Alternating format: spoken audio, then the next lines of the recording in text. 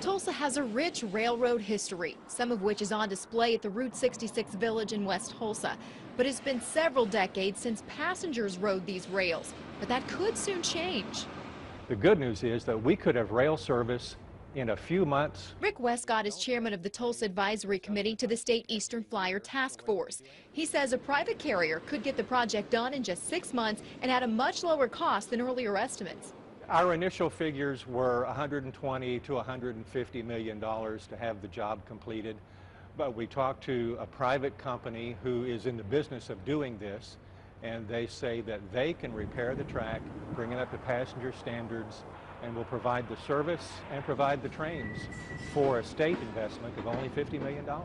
Burlington Northern owns the stretch of track from Sapulpa to Tulsa. Westcott had worried that only Amtrak would be allowed to use that corridor, but he says that's no longer the case. They're willing to discuss, they're willing to negotiate with the state of Oklahoma or any private entity that the state might contract with.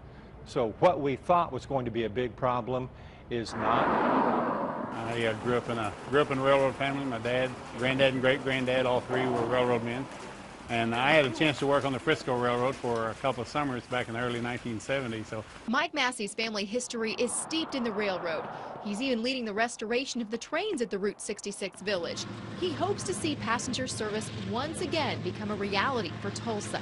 it's part of my past, and I would like for other people to experience the thrill of riding a train like what I got to enjoy as a child.